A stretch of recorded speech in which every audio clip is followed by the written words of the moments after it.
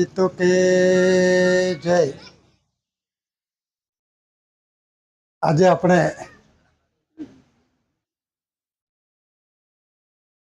કમકુતર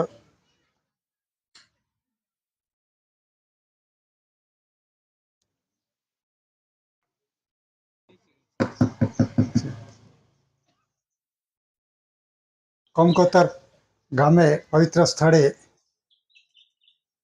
જે સ્વર્ગીય પ્રકાશિત રાહ રસ્તો બતાવનાર દિવ્ય વંદનીય જગવંદનીય મહાન વિભૂતિ મહાપુરુષ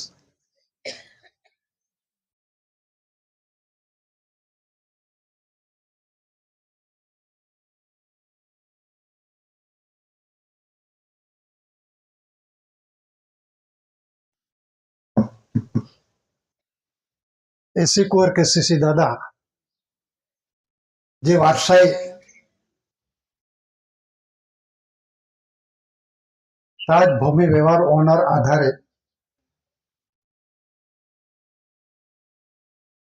એસી કુંવર કેસીસી ક્રાઉન તાજ રૂલિંગ મિન્ટ મુદ્રાનો ક્રાઉન તાજનો રૂલિંગ વ્યવહારનો ઓનર માલિક ધણી એસી કુંવર કેસીસી માતુશ્રી જમનાબા પિતાશ્રી ટેટિયાભાઈ કાનજી ફાધરલેન્ડ એન્ડ મધરલેન્ડ માદરે વતન an establish usage of the crown એટલે કે તાજના ઓનરનો વ્યવહારનો માલિક ધણી જે ક્રાઉન તાજ આપણે દસ્તાવેજ જોયો જે અંગ્રેજ સમયના શાસનમાં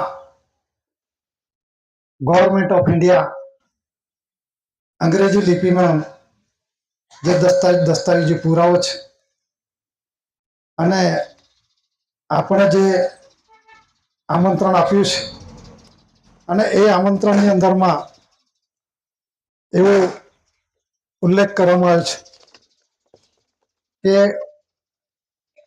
please to see on general stamp મતલબ જનરલ સ્ટેમ્પની અંદરમાં જુઓ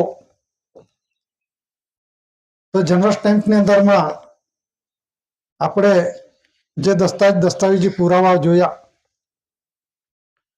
એ દસ્તાવેજી પુરાવામાં સૌ પ્રથમ એસપીઆઈ ટુ સ્ટાર્સ આ જનરલ સ્ટેમ્પ બોલે છે અને ગવર્મેન્ટ ઓફ ઇન્ડિયા ભારત સરકારના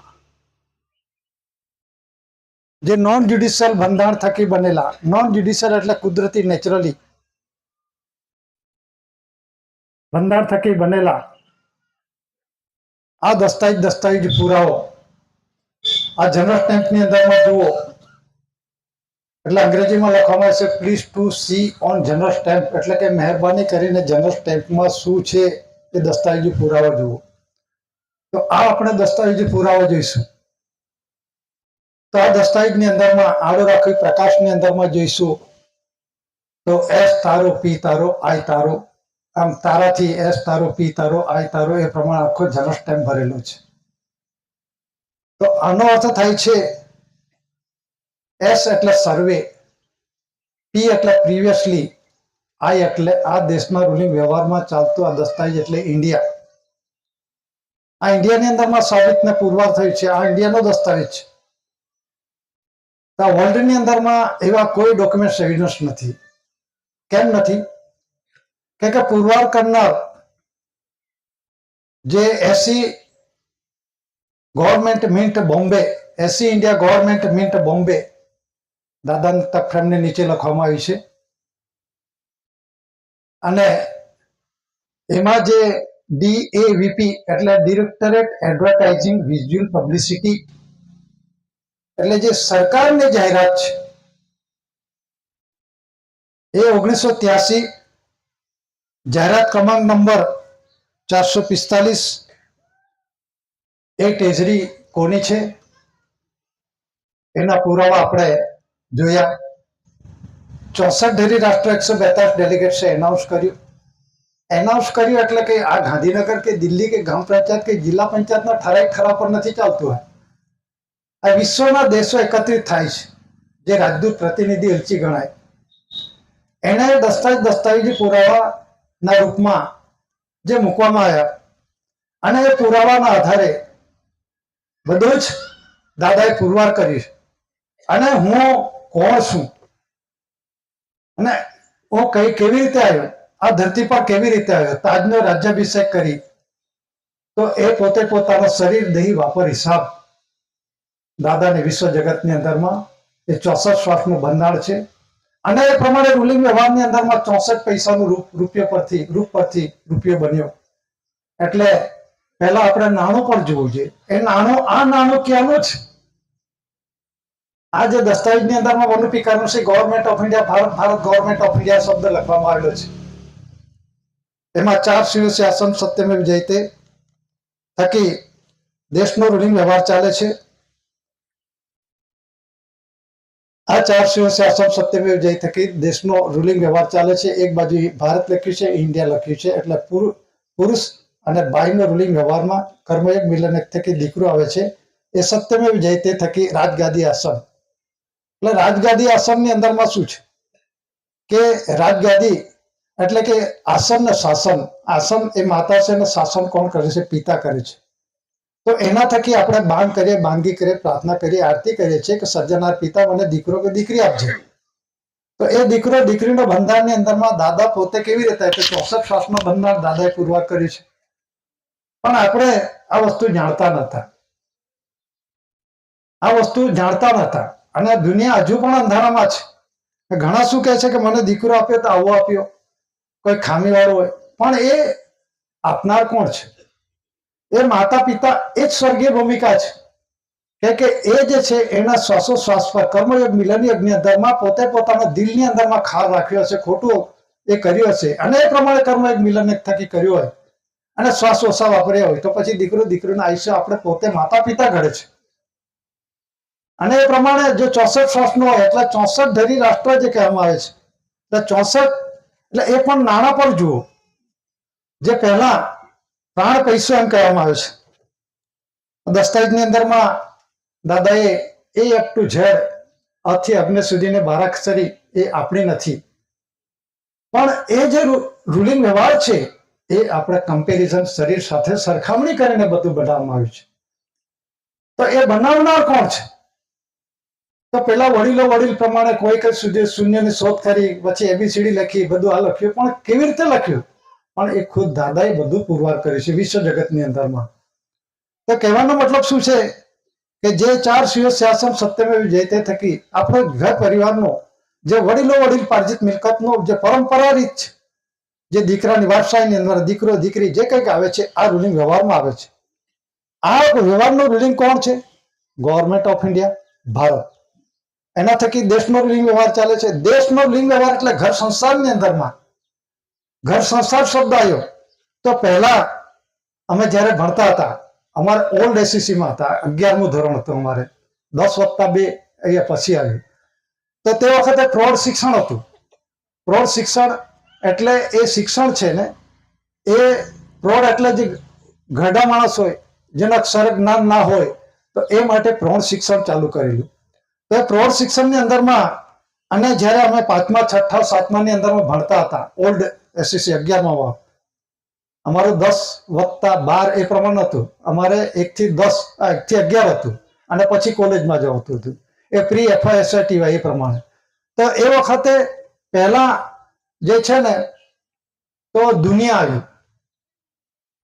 પહેલા દુનિયાનો નકશો હતો, પછી પૃથ્વી આવી, પછી દાદાએ પુરવાર કર્યું વિશ્વ સંસાર વર્લ્ડ. એટલે વર્લ્ડ સંસાર કર્યો. એટલે વર્લ્ડ સંસાર કોને કહેવાય? એ માતા પિતા એ વર્લ્ડ છે અને સંસાર કર્મયોગ મિલન એક થકી કણીનો આધાર થકી આપણે સંસાર કરીએ છીએ. અને તમારો દીકરો દીકરી 4 શાસન રાજગાદી આસન જે દીકરો દીકરીનો બંધારણ થાય છે એને ગવર્મેન્ટ ઓફ ઇન્ડિયા ભારત સરકારનો છે અને એનો ઓનર એસિકોર KCC દાદા છે. તો આ જે છે 4 શાસન થકી દેશનો તે દેહ રૂલિંગ વ્યવહારની વાત છે. અને જે ધાન્ય કણી થકી એટલે ધાન્ય કણીની અંદરમાં આના થકી આપણો દેહનો રૂલિંગ વ્યવહાર ચાલે છે. અને વિશ્વની અંદરમાં અંગ્રેજ સમયના શાસનની અંદરમાં પણ જે 10 રૂપિયાની પ્રોમિસિસ કરન્સી દસ્તાવેજી પુરાવો છે એની અંદરમાં પણ આપવામાં આવ્યું છે કે આ દસ્તાવેજ જોઈ લો. દાદાએ સ્પષ્ટ લખેલું છે, હજુ કહું છું કે please to see on general stamp, એટલે કે જનરલ સ્ટેમ્પ છે.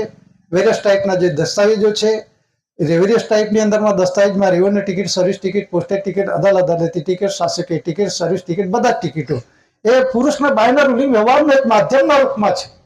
ઓરિજિનલ પુરુષના બાયનું છે અને એ કર્મયોગ મિલનયોગ થકી દીકરો દીકરીનું જે આવે છે એ બંધારણનો ઓનર એસી કેસીસી દાદા છે. તો આમાં જે છે આપણે ધાન્ય કણી આપવામાં આવી છે. ધાન્ય કણી થકી દેશ આપણો દેહનો ઋણી વ્યવહાર ચાલે છે, કેમ કે ખાધા વગર નથી ચાલતું. તો એ કોણ છે? તો ગવર્મેન્ટ ઓફ ઇન્ડિયા, ભારત સરકાર છે. તો એની અંદરમાં આ જે ડોક્યુમેન્ટ એવિડન્સ છે એમાં special secretary ministry of finance છે એ પુરુષની છે અને સેક્રેટરી મિનિસ્ટ્રી ઓફ ફાઇનાન્સ છે એ બાયની છે. આ બે કરન્સી છે. એવી રીતે પૈસા અને નયા પૈસાનું ભંડાણ છે એ નયા પૈસા બાયના છે, પૈસા પુરુષના છે.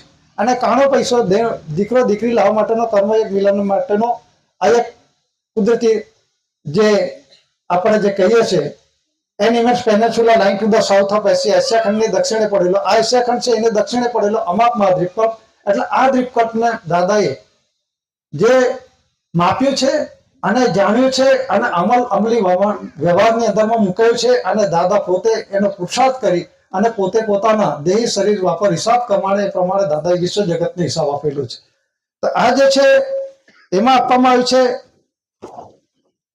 એમાં આ જે લખવામાં આવ્યું છે હેવર્સ લાઇટ અવર ગાઈડ, અને આપણે આમંત્રણ લખ્યું છે એની અંદર પણ હેવર્સ લાઇટ અવર ગાઈડ લખ્યું છે. તો આનો અર્થ છે આ અંગ્રેજના સમયની અંદરમાં આપણા દેશમાં રૂલિંગ વ્યવહારમાં આ જે ચાલતું હતું અને આ રૂલિંગ વ્યવહાર અખંડ અવિનાશી છે, ચાલુ જ રહેશે. એવું નથી કે બદલાઈ ગયું છે, એવું નથી. દાદાએ કુદરતી રૂલિંગ વ્યવહારનો એક જે પરફેક્ટ આપણને પ્રત્યક્ષ પ્રમાણની અંદરમાં પરસેપ્ટિબલ એવિડન્સ, એટલે આંખે જોઈ શકાય એવા પુરાવા મૂકેલા છે કે આ બોલે છે અને સાબિતને પુરવાર કરનાર દાદાએ પુરવાર કર્યું છે. તો એમાં લખ્યું છે હેવર્સ લાઇટ અવર ગાઈડ અને એમાં સ્ટાર એક જ આપવામાં આવે છે. ટુ સ્ટાર મતલબ TWO નથી, પુરુષ અને બાય એવું નથી, પણ બનાવનાર સર્જનહાર પિતા એક જ છે.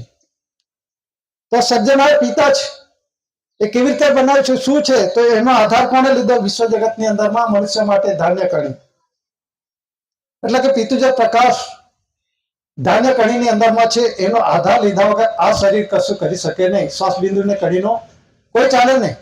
જે પવન પાણીનો કણીનો આધાર આપણે આ લેવો પડે છે. પવન ને પાણી જેવી રીતે આપણે માતા પિતા કર્મયોગ થકી શ્વાસ બિંદુની કણી છે, તો એ કણીનો શ્વાસ બિંદુને એનું પ્રમાણ 64 શ્વાસનું બંધારણ છે. તો એની અંદરમાં જે કર્ણ કંસરી લાઇટ ઓર ફાધરહુડ, એ જે સ્વર્ગીય પ્રકાશ એ આપણને કોણ આપે છે? ધાન્ય કણી આપે છે.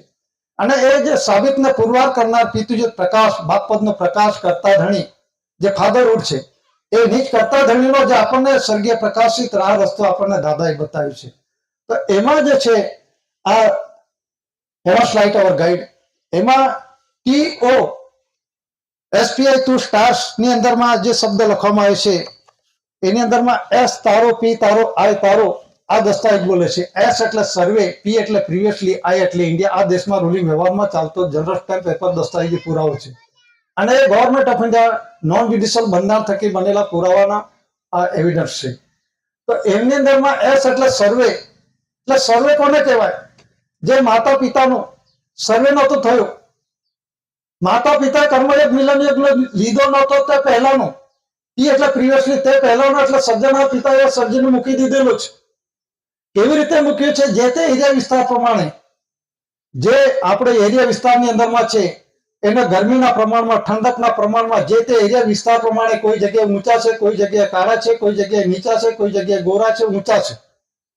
આ દેશની અંદર ધરતી પર તમે જોઈ લેજો, હરેક પ્રકારના મનુષ્ય છે, બાય અને પુરુષ બધા હરખા નથી આવતા.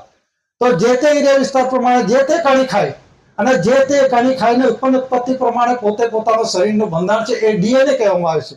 તો એ DNA કોઈ કાળે કોઈ ફેરફાર થશે નહીં. તો જે વિદેશથી જે આ દેશની અંદરમાં આવ્યા છે એની અંદરમાં ભારતીય શબ્દનો ઉલ્લેખ થાય છે. તો ભારતીય એટલે વિદેશથી આવીને આ દેશમાં રહેલા એને કહેવાય ભારતીય નાગરિક. ભારતીય નાગરિકનો આનો એક એક્ઝામ્પલ મેં આરટીઓના અમે આપ્યું હતું, કન્સલ્ટેશન સમિતિ જોડે ગયેલા ત્યારે, કે ભારતીય નાગરિક એટલે એ શું છે? કહેશે કે આ દેશની અંદર રહેનારા ભારતીય નાગરિક છે. હા, ભારતીય નાગરિક છે, પણ ભારતીય નાગરિક કોને કહેવાય? ભારતીય નાગરિક છે આપણે તો માનીએ છીએ, મનાય છે, બધું બરાબર છે. ભારતીય નાગરિક કોને કહેવાય?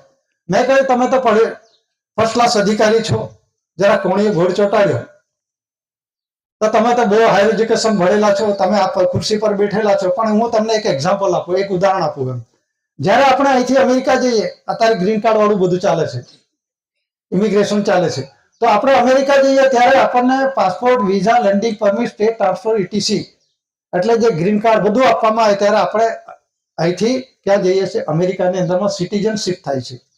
તો આપણે એને કહીએ શું કહીશું? અમેરિકન કહીશું કે નહીં કહીશું? આપણે એને અમેરિકન કહીશું, કે આપણા અહીંનો છે રહેનાર, અને એ વ્યક્તિ અમેરિકાની અંદરમાં જશે તો અમેરિકન સિટીઝનશીપ થયેલે ગણાશે કે નહીં?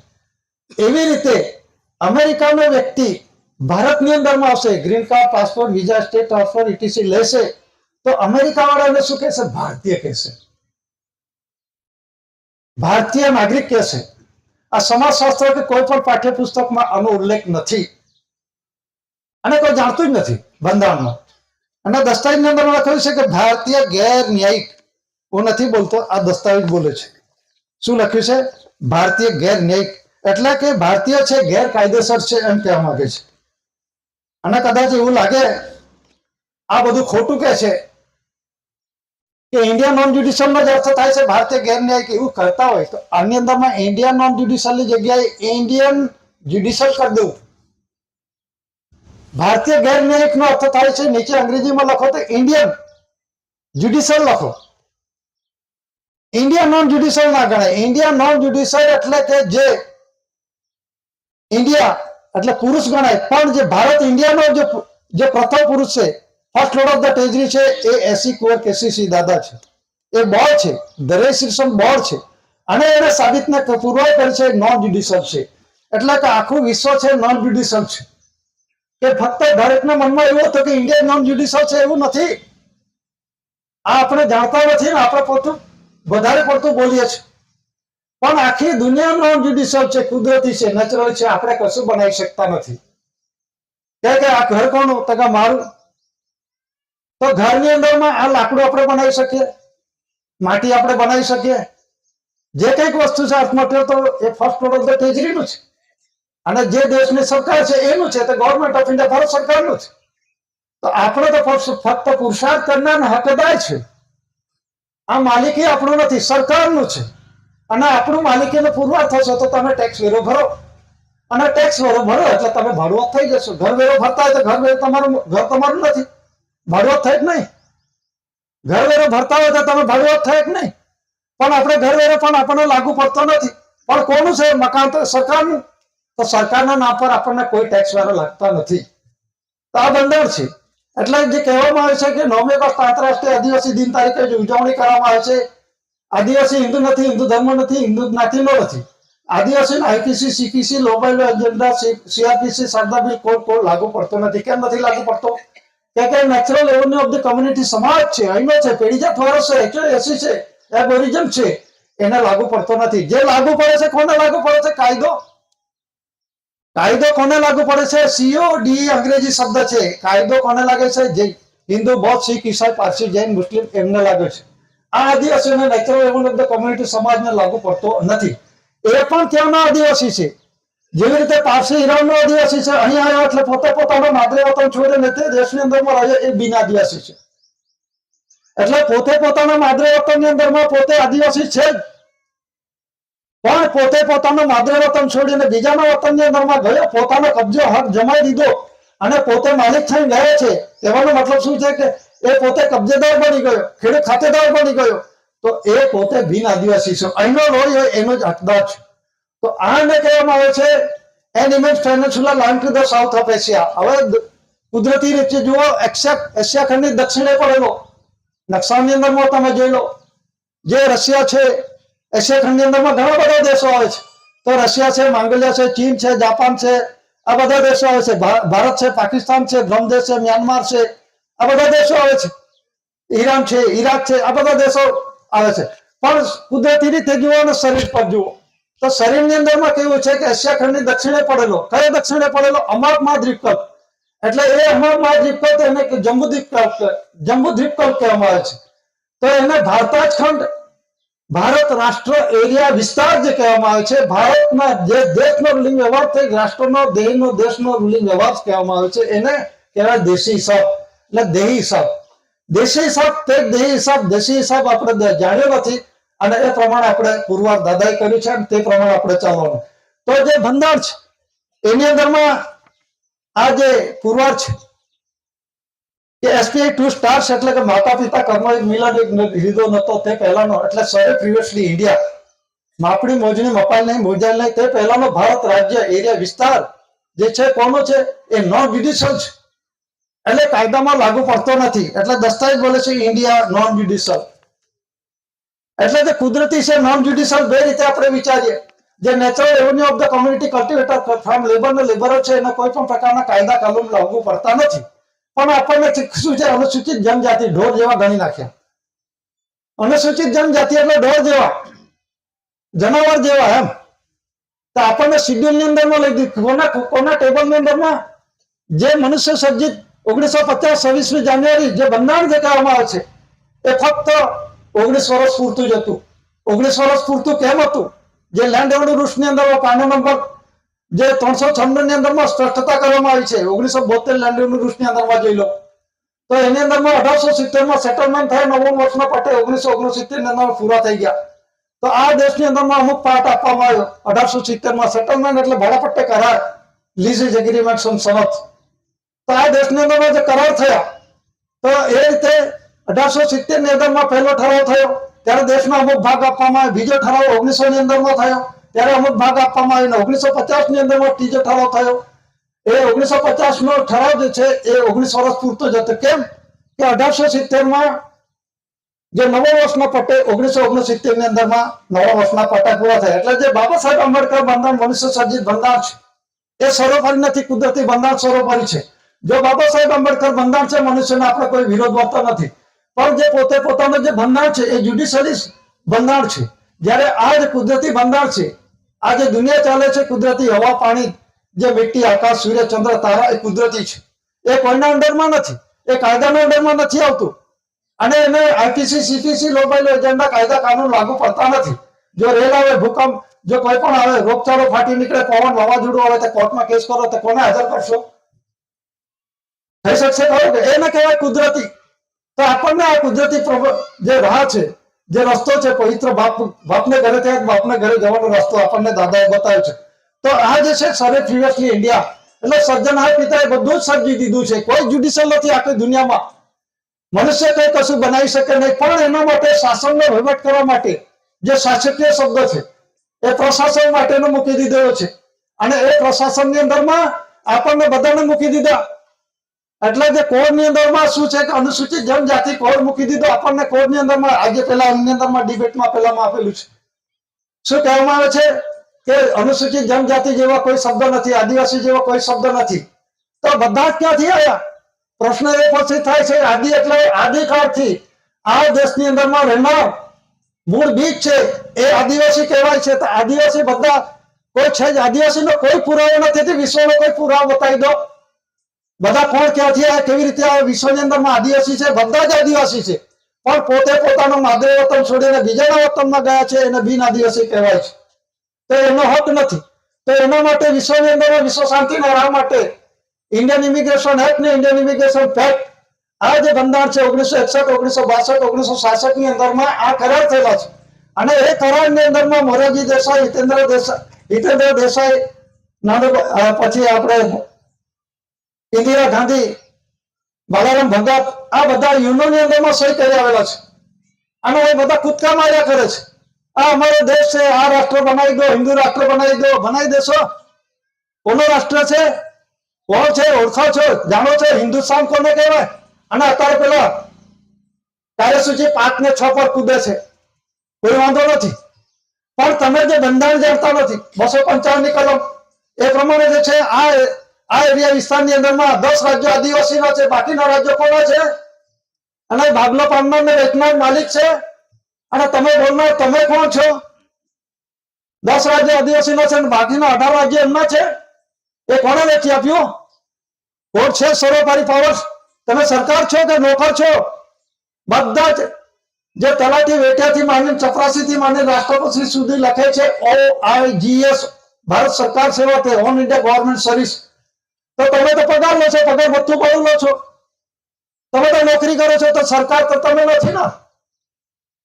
તો પેલા કહે છે કે ઇલેક્શન થકી પેટીમાંથી, હવે તો ઈવીએમ માંથી, તો ઈવીએમ માંથી નીકળે સરકાર ગણાય ખરે. માતા પિતા મિલેનિયમ કર્મયોગ થકી દીકરો દીકરી આવે છે, ઈવીએમ માંથી દીકરો દીકરી સરકાર બને ખરો કે મત પેટીમાંથી આવે ને. એને કઈ બંધારણ મનુષ્ય સર્જિત બંધારણ, એ મનુષ્ય સર્જિત બંધારણ 1950 26મી જાન્યુઆરી એ ફક્ત 1969 ની અંદરમાં 4/2/1969 માં પાના નંબર 418 જોયેલો. વનપી કરન્સી દસ્તાવેજના આધારે કાળ સમય પ્રમાણે બદલાતો આ ડોક્યુમેન્ટ સર્ટિફિકેટની અંદરમાં રેવન્યુ જે છે એમાં 4/2/1969 government order to order agree, ફક્ત સહમત થયો, એની અંદરમાં કોઈ પ્રશ્ન રહેતો જ નથી અને કોઈને કરવાની સત્તા પાવર નથી, ચાહે કોઈ પણ હશે. આ દેશની અંદરમાં કોઈ પણ સુપરિયર પાવર છે, એને આ પાવરની અંદર તમે જે કરેલા કરાર છે એ તમે યુનોમાં જોઈ લો. તમે કેમ ભૂલો છો? અને પોતે શું છે કે હું દેશનો માલિક છું, આ બનાવી દો, આ બનાવી દો, તો બનાવી દો ને, કોણ ના પાડે છે? તમારા હાથમાં બધી સત્તા છે, બનાવી દો. આ બધું બંધારણની અંદરમાં આપણને ભોળપણની અંદરમાં નાખીને આપણને જે કઈ છે ધન સંપત્તિ માલ મિલકત બધું ચૂસી ખાધું છે, લૂંટી ખાધું છે, અત્યારે સામ્રાજ્ય ગમાઈ લીધું છે. ને ઘણા કહે છે કે એકલવ્યનો દાખલો, હા, કાર્યસૂચિ 5 ને 6 ની અંદરમાં વાત કરું તો એ કાર્યસૂચિ 5 ને 6 ની અંદરમાં 10 રાજ્ય આદિવાસી અને બાકીના 18 રાજ્યો કે 17 રાજ્યો છે, કેન્દ્ર શાસિત પ્રદેશો છે, એ બધા એમનો છે. પણ હિન્દુસ્તાન કોને કહેવાય? આ એરિયા વિસ્તાર કોને છે? પાકિસ્તાન છે, ભારત છે, નેપાળ છે, તિબેટ છે, બ્રહ્મદેશ છે, જે મ્યાનમાર ગણાવે છે, બાંગ્લાદેશ છે, આ બધો એરિયા હિન્દુસ્તાનનો છે. એટલે 3 બાજુ જમીન દરિયાઈ સીમા છે અને 1 બાજુ જમીન સીમા છે. જોઈ લો, શરીરના અંગ પર જોઈ લો, જે 3 બાજુ દરિયો છે, 3 બાજુમાં આ બાજુ દરિયો છે અરબી સમુદ્ર, પેલી બાજુ બંગાળ ઉપસાગર અને પાછળ દક્ષિણની અંદરમાં હિન્દ મહાસાગર છે. તો શરીર પર રચના પર જોઈ લો. અને જે એશિયા ખંડની દક્ષિણે પડેલો અમાપ મહાદ્વીપ પર, એને કહેવાય આ જે બંદર છે લિંગનો, માતા અને પિતાનો કર્મયોગ મિલન થકી, અને એ રિઝર્વ એરિયા છે, એ એક્સિલેટેડ પાર્શલ એરિયા છે. લખવા થકી કોઈને ખબર ના પડે. એક્સિલેટેડ પાર્શલ એરિયા કોને કહેવાય? એક્સિલેટેડ પાર્શલ એરિયા જે માતાના ગર્ભની અંદરમાંથી દીકરો કે દીકરીનો જે કોન્સ્ટિટ્યુશન બંધાય છે એ 10 મહિનાનો આવે છે, એની અંદરમાં કોઈ ફેરફાર ના કરી શકે, એની અંદરમાં એક શબ્દની અંદરમાં ઘટાડો ના કરી શકે, એક આંકડાની અંદરમાં સુધારો વધારો ના કરી શકે. એટલે જેમ છે તેમ આઈડેન્ટિફાઈ થવું જોઈએ. એ દાદા કુદરતી રૂઢિ વ્યવહાર છે, એમાં કોઈ હાથ ના કાઢી શકે, કોઈને સત્તા પાવર નથી, કોઈ કાયદો કશું ના કરી શકે. એના એક્સિલેટેડ પાર્શલ એરિયા કહેવામાં આવે છે. તો એ ગાંધી હિરીન કરારની અંદરમાં આ એરિયા છે, નિર્મળ અને નિર્માણ છે, અને એની અંદરમાં કોઈને સત્તા પાવર નથી. તો આ બંધારણ થયેલો છે અને વિશ્વની અંદરમાં સર્વસહમતિ આ ડિક્લેરેશન કરવામાં આવ્યું છે. અને દેશની અંદર બધા જ પોતે પોતાનું પોતાનું જે શાસન કરી રહ્યા છે. અત્યારે કહે છે કે સરકાર બદલાઈ ગઈ, સરકાર બદલાઈ ગઈ. અત્યારે કોની સરકાર ચાલે છે? બધા કહે ભાજપની ચાલે છે ને, બધા બોલે છે. તો આ ચિહ્ન કાઢી નાખો ને, 400 શાસન કાઢી નાખો, કમર મૂકી દો ને, કોણ ના પાડે છે? ભાજપની સરકાર છે તો ભાજપનો ચિહ્ન પ્રતિક ચિહ્ન હોવું જોઈએ કે નહીં? તો એમનો મિનિમમ કયો છે ચિહ્ન પ્રતિક કયો છે? Flag day. 26મી જાન્યુઆરી 1950, 15મી ઓગસ્ટ, 26મી જાન્યુઆરી ની અંદરમાં આરતીમાં છેલ્લા પાના પર જોઈ લેજો. એ શું આદેશ પુકારે છે? ભારત છોડો, ભારત છોડો. ગાંધી હિરીન કરાર પુકારે છે ભારત છોડો. શું છે? અત્યારે તો પેલા લેટર પેડ પર લખે છે, એક બાજુ 4 શાસન મારે છે અને બીજી બાજુ શું છે? ફ્લેગ એટલે ઝંડો મૂકવામાં આવે છે, અને ઝંડાની અંદર અમૃત મહોત્સવ એમ લખવામાં આવે છે. તો શું સમજો છો તમે તમારી જાતને? અમૃત મહોત્સવ ક્યાં ઉજવવાનો છે તમારે? અને ઝંડો શું પુકારે છે? ઝંડો પુકારે દેશ છોડો આદેશ. અને તમે તમારા કરેલા કરાર જુઓ, આરતીની અંદર લખેલું છે. અને એની અંદરમાં કોઈ પણ પ્રકારનો ભેદભાવ મતલબની અંદરમાં દાદાના કંઠેથી જે વાક્ય નીકળેલા છે, આ સૃષ્ટિક્રમનો શરૂઆત, ગુરુવાર સૃષ્ટિક્રમનો શરૂઆત જે આપવામાં આવે છે, લખેલું છે. એની અંદરમાં 9/61, 8/69, 3/69, 30/68, 30/69 આ પ્રસિદ્ધિ થયેલી છે. તો ઘણા કહે છે ગુરુવાર એટલે સૃષ્ટિક્રમનો શરૂઆત. મેં પૂછ્યું બીજા ભાઈને, ગુરુવાર સૃષ્ટિનો શરૂઆત થયેલો કે? પણ એને ખબર પડે તો ને, એને ખબર જ નથી. ગુરુવાર સૃષ્ટિક્રમનો શરૂઆત પણ શરીર પર જુઓ, આ શરીરની અંદરમાં આ રવિવાર છે ગુદાનો ભાગ, આ સોમવાર છે, આ મંગળવાર છે, આ બુધવાર છે છાતીના ભાગમાં, અને આ જે છે આને ગુરુવાર કહેવાય, પછી આને શુક્રવાર કહેવાય, આને શનિવાર કહેવાય. એટલે દાદાના કંઠેથી જે વાક્ય નીકળ્યા છે, જે શબ્દો છે, એ સત્યમેવ જયતેના રૂલિંગમાં છે. એની અંદરમાં કોઈ ફેરફાર ના કરી શકે, અને કોઈ ફેરફાર કરી શકે એવો કોઈ મહાપુરુષ પહેલા થયો નથી, થશે પણ નહીં. એ દાદાએ વિશ્વ સલ્તનતને હળવાત કરનાર જે 5 વીટો પાવર દેશો છે, એની અંદરમાં અમેરિકા છે, ઇંગ્લેન્ડ છે, રશિયા છે, ફ્રાન્સ છે, ચીન છે, એ 5 દેશોની વીટો પાવર જ્યુડિશિયલી છે. જ્યારે દાદાના વિશ્વનો વીટો પાવર નોન જ્યુડિશિયલ વિશ્વ વીટો પાવર છે. એટલે કહેવાનો અર્થ, જે વિશ્વ સલ્તનતને હળવાત કરનાર એક જ મહાપુરુષ વિશ્વ જગતની અંદરમાં થયો છે અત્યાર સુધીની અંદરમાં. એના પછી સેકન્ડ લોર્ડ ઓફ ધ ટેજરી કોઈ થવાનું નથી. તો આપણે આ ધરતી પર આપણે માલિક પુરવાર થયા, અને આપણને સાબિતને પુરવાર કર્યા, અને આપણે રૂલિંગ વ્યવહારમાં સત્યમેવ જયતેના જે રૂલિંગ વ્યવહારની અંદરમાં દાદાએ આધ્યાત્મિક જ્યોતિ પ્રજ્વલિત સમાજ તરીકે આપણને મૂકવામાં આવે છે. તો આપણે એ પ્રમાણે કુદરતી રાહ પ્રમાણે આપણા પરિવારનું એ પ્રમાણે શાંતિમય જીવન જીવવા માટેનો આપણને રાહ બતાવે છે. તો એ આપણે રાહ અપનાવવાનું છે, અને ચાલુ છે. તો કહેવાનો મતલબ શું છે કે જે ક્રાઉન તાજ છે એ ગવર્મેન્ટ ઓફ ઇન્ડિયા, ભારત સરકાર, અને આની અંદરમાં SPI 2 સ્ટાર TO એટલે જે સર્જનહાર પિતા, આપણે કાગળ લખીએ છીએ પ્રોમ લખનાર, અને 2 કોને લખ્યું છે? સર્જનહાર પિતાને. આ અર્થમાં જ 2 એટલે TO એટલે સર્જનહાર પિતાને બાંધ કરે છે, બાંધી કરે છે, આરતી કરે છે, મને દીકરો આપ, દીકરી આપ, અને પિતૃજ પ્રકાશ ધાન્ય કરીને આધાર લેવો પડે છે.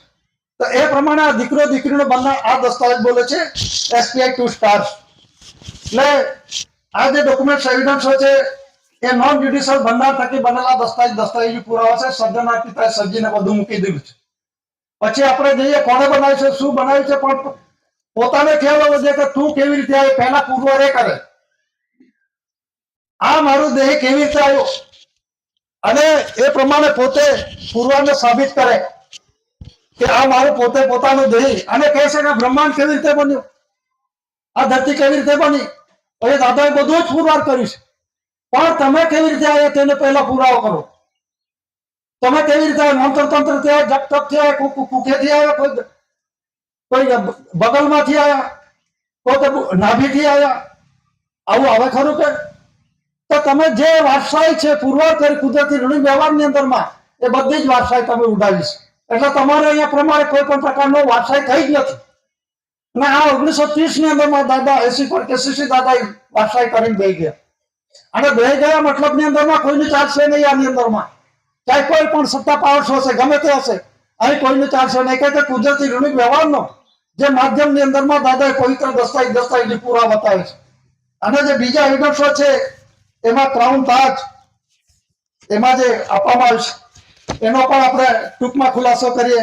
જે ક્રાઉન તાજ છે એ ગવર્મેન્ટ ઓફ ઇન્ડિયા, ભારત સરકારનો જે અંગ્રેજો સમયના શાસનની અંદરમાં આપણા દેશની અંદરમાં શાસન કરતો હતો, તો તે વખતનો ડોક્યુમેન્ટ એવિડન્સ બોલે છે crown Taj government of India.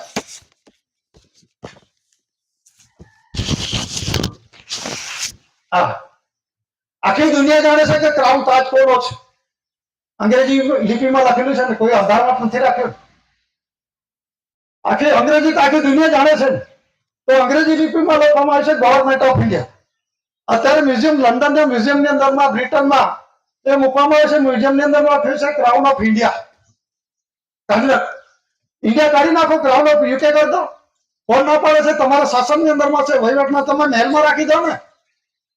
મહેલમાં પણ મૂકી દો, મ્યુઝિયમમાં શા માટે મૂક્યો? કે આ જે છે ક્રાઉન તાજ, જ્યાં જ્યાં ગયા ત્યાં રાજાનો નખરો, આખો પરિવાર આખો નાશ થતો ગયો છે. એટલે આ રાણી હોશિયાર છે, એટલે એને મ્યુઝિયમમાં રાખવામાં આવી છે. નહીં તો મહેલમાં રાખવામાં આવે તો આખો એનો પરિવાર નાશ થઈ જાય. કે આ માલિક જ સાચવી શકે કોણ? Government of India, fourth lord of the treasury 80 દાદાના અંદરમાં છે. દાદા એ રૂલિંગ વ્યવહાર પુરવાર કરે છે, અને માલિક છે તે પ્રમાણે એનો આ જગ્યા પર ફરી પાછું એને મૂકવાનું પડશે. આ જગ્યા પર કટાસણ ખાતે આ ક્રાઉન તાજ મૂકવા પડશે. પણ બધાના મગજમાં એવું છે ક્રાઉન તાજ એટલે કોણ? એ તો મનુષ્ય સર્જિત છે, ધરતી માતાનો પેટાળની અંદર માંથી નીકળે છે. પણ ઓરિજિનલ તાજ ક્યાં છે? આપણા ઘરમાં છે, બધે જ છે, વ્યવહારમાં છે કે નહીં? તો તો એ રૂલિંગ વ્યવહારનો ઓનર છે, પણ અહીંનું મતલબ જે કંઈક છે એને તો મયુરાસન છે, ભવાની તલવાર છે, આ બધા જે કોઈનો હીરો છે એ બધો અહીંનો મટીરિયલ છે તે માટી કરી અહીં આવી જશે. એ કુદરતી રીતે એને મૂકવા પડશે, ના મૂકવા આવશે તો તમે જલ્દી જે પણ હશે નાશ થવાની નિશાનીઓ છે આ બધી. એટલે જ્યાં સુધી અને રોકડો રૂપિયો સોનો છે એ સોનો વ્યવહારની અંદરમાં અમલવારી વ્યવહારમાં મુકાઈ જશે તે દિવસે કાગળનું નાણું પણ નીકળી જશે, સમજી લેજો. અને જે તે ચલણની અંદર બધા એવું ના છે કે પશ્ચિમ સિક્કા ચાલુ છે એ પણ ભૂલી જજો. એ પણ તમને કહું છું કે જે રૂલિંગ વ્યવહારની અંદરમાં જે તે વર્ષનું ઉત્પત્તિ પ્રમાણે નાણું પડશે એ પ્રમાણે એ રૂલિંગ વ્યવહારમાં જ બદલાવ એ ચાલુ રહેશે. ને બીજા વર્ષની અંદરમાં છે એ બીજા વર્ષની અંદરમાં બીજું ચાનું નાણાકીય વર્ષનું આવશે. 1 એપ્રિલ થી 31 માર્ચ છે કેલેન્ડર વર્ષ નાણાકીય ફિનાન્શિયલ યર કહેવામાં આવે છે. એ પ્રમાણે બંધારણી તે પ્રમાણે ચાલશે.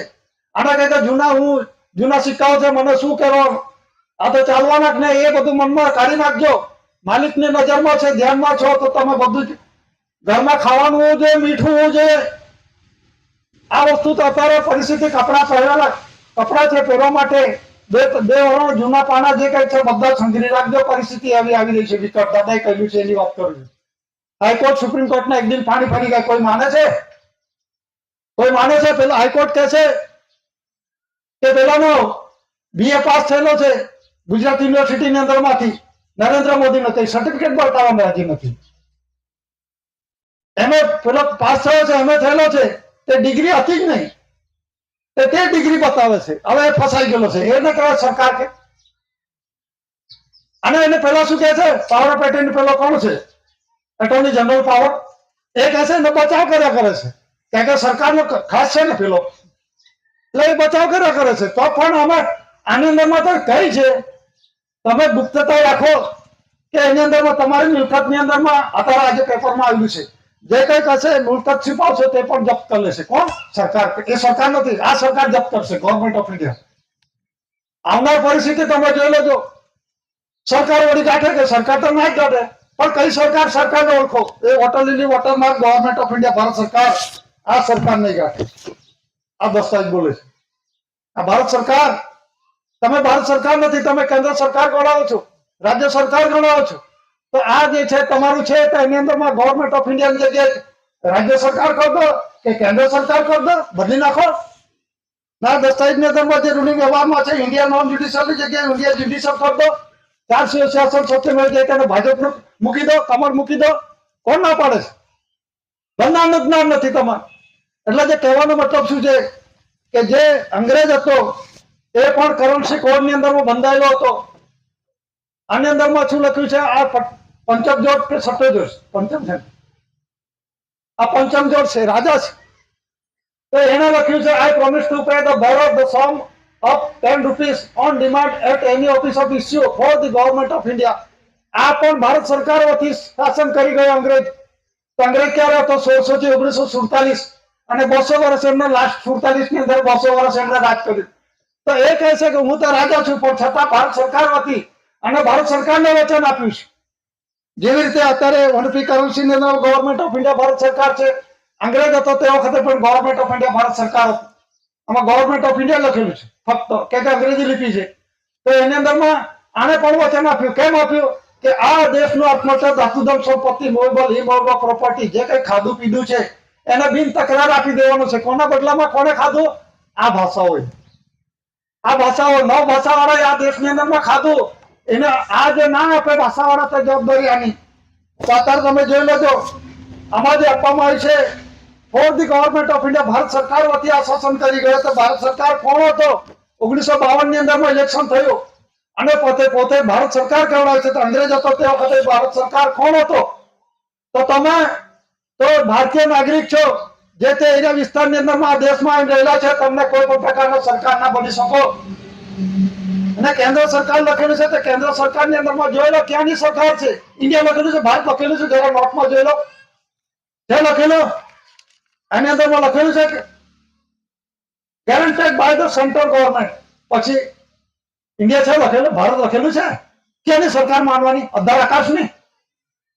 એ થયું ને, અમારે લખવું છે ને. પણ કેન્દ્રીય સરકાર એટલે જ્યાં ત્યાં આવી કેન્દ્રિત થયેલો ટોળું કોણ છે ટોળામાં? આ બધા છે ટોળામાં. એ લેંગ્વેજીસ ભાષાવાળા છે. આપણી કઈ દૂધની બોલી છે, મધર ટંગ કહેવામાં આવે છે. એ આ કાયદાના કલમની અંદરમાં એ બહારથી નથી આવેલો, એ અહીંથી નથી ગયો બહાર ને બહારથી આવ્યો નથી. અને એને જે બહારથી આવેલો છે ભારતીય નાગરિક ગણાય. તો એને આ પ્રોમિસ વચન આપેલું છે. અને વિશ્વની અંદરમાં અત્યારે જે છે કરન્સી કોડ પર હવે ક્યારની જે વાત કરી એની અંદરમાં કોમનવેલ્થ કોન્ફરન્સની અંદરમાં રિઝર્વ બેંક ઓફ ઇન્ડિયા જોડે જે currency promises promissory documentary pact 9/14 languages 14 nationalisation bank to hand over the first of the treasury. तो એની અંદરમાં પ્રોમિસિસ પ્રોમિસરી डॉक्यूमेंट दस्तावेज पूरा कर्ज अदा नहीं किया जाए तो उसे देशांतर किया जाए. એની અંદર બધા જ આવેલા છે. અમેરિકા છે, પાકિસ્તાન છે, ભારત છે, ઓસ્ટ્રિયા છે, જાપાન છે. બધા દેશોએ પ્રોમિસ વચન આપેલું છે કે આમાં ડોક્યુમેન્ટ સર્ટિફિકેટમાં પણ જોઈ લો. અત્યારે ચાલુ રૂંગીમાં આ ડોલર છે એની અંદરમાં પણ આ પેલો કોણ છે અબ્રાહમ લિંકન મૂકવામાં આવેલો છે. અને એને પણ આપેલું છે federal reserve bank the United State of America this note is legal tender for all debts public and private. એને પણ વચન આપ્યું. અહીં મૂકવામાં આવ્યું છે. આ તિજોરી મૂકવામાં આવી છે the department of the treasury.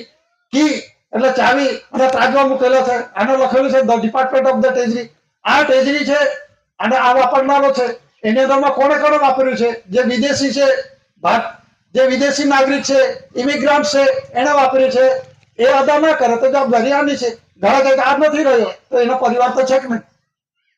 એનો પરિવાર તો છે કે નહીં? એનો બિયારો છે કે નહીં? એને કરજ અદા કરવું પડશે કે નહીં? ના અદા કરશે તો મળશે.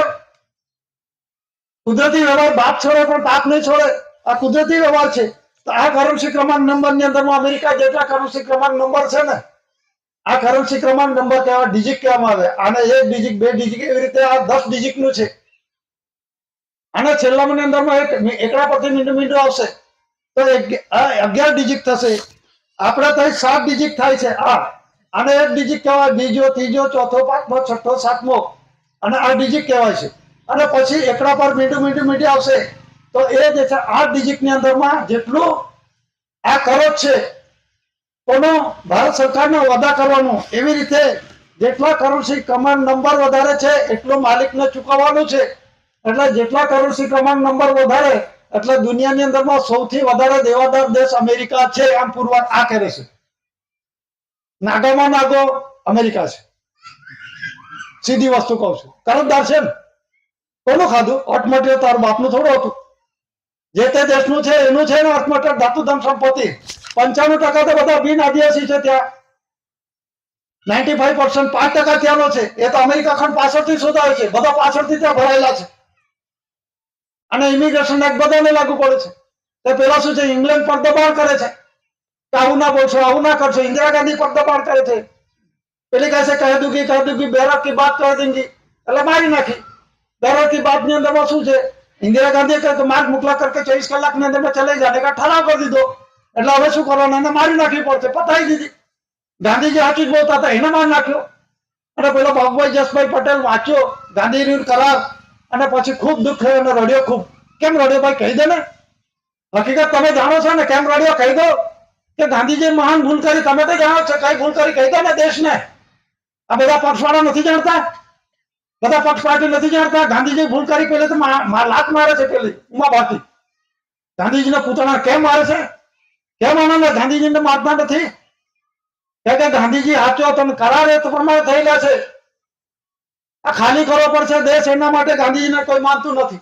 અને બધા જ જાણે છે ગાંધીજીએ મહાન ભૂલ કરી. Babubhai Jasbhai Patel x mimicry artist, x chief minister, મુખ્યમંત્રી, તો એને ખબર હતી કેમ ભૂલ કરી, શું ભૂલ કરી તે કહી દે ને ભાઈ. બધા જાણે છે. પેલા પાંચ કાકડા રાહુલ ગાંધી કહે છે આદિવાસી નથી તમે, તમે મૂળ દેશના આદિવાસી છો, તમારો છે આદિવાસી, તમે આદિવાસી મૂળ છો, આમ કહે છે. આપણા વાળાને હજુ ખબર નથી પડતી. પેલો મલ્લિકાર્જુન ખડગે કહે છે કોણ ક્યાંથી આવ્યો, ફલાણા જગ્યાથી ફલાણા આવ્યો. પેલા બૂમાબૂમ કરી. એ કોંગ્રેસનો તો એ લોકસભાની અંદરમાં ડિબેટમાં પોતાને ત્યાં ચર્ચા વિચારના અંદર મેં જોયું છે. તો કોણ ક્યાંથી આવ્યો? તમે હિન્દુ રાષ્ટ્ર બનાવવાની વાત કરે છે, કોણ ક્યાંથી આવ્યો બધું ફોલ ફોડું છે. પેલા બૂમાબૂમ કર્યું. કોંગ્રેસ વાળાએ પણ બૂમાબૂમ કરીને એને બંધ કરાવી દીધો. પછી હાથે બોલાયો સ્પીકરે તમે જે જોઈએ તે માગી લે, તને જે બધું જોઈએ તે આપી દઈશું, પણ આ બંધ કરી દે. બીજે દિવસે પેપરમાં ગાયબ. અને પેલો અશ્વિનદીન ઓવૈસી શું કહે છે? એ ચોખ્ખું જ બોલે છે, આ નરેન્દ્ર મોદીનો દેશ નથી, બીજા વાળા તમને મસાલો મળે છે એમ કે છે. ચોખ્ખું બોલે છે, તમને કહું. આ અમિત શાહનો દેશ નથી, આ અશ્વિનદીન ઓવૈસીનો દેશ નથી, આ આદિવાસીનો દેશ છે. આપણા વાળા કઈ ઊંઘે છે? આટલું તો ખબર હોવી જોઈએ કે નહીં? એમને ખબર છે, એ બોલે છે ને આપણે જેના તેના ઝંડા નીચે નરવા, તું આગે બઢો હમ તુમ્હારે સાથ હે, મરવા માટે પહેલા, દંડા ખાવા માટે પહેલા તૈયાર. હજુ આટલું બધું ચોખ્ખો થાય છે. અને વિશ્વની અંદરમાં 1980 ની અંદરમાં આ બધું ચોખ્ખો થઈ ગયું છે. યુગાન્ડા, રવાન્ડા, ટાંઝાનિયા, બધા દક્ષિણ આફ્રિકા દેશોની અંદરમાં. તો એ પરિસ્થિતિ આવશે, શું થશે? એટલે આપણે જે છે આમાં આરતીની અંદરમાં, આરતી બેઠકના રૂપમાં આપણે બધા એકત્રિત થયા, પણ આરતીનો તો ખુલાસો થયો જ નથી. આરતીનો ખુલાસો થયો જ નથી હજુ સુધી. એટલે આપણે મુખ્ય પોઈન્ટની અંદરમાં આરતીનો આપણો પોઈન્ટ લઈ લઈએ, કારણ કે આપણે ટાઈમ બી થઈ ગયો છે. એટલે આ જે ખુલાસાઓ છે આરતીની અંદરમાં,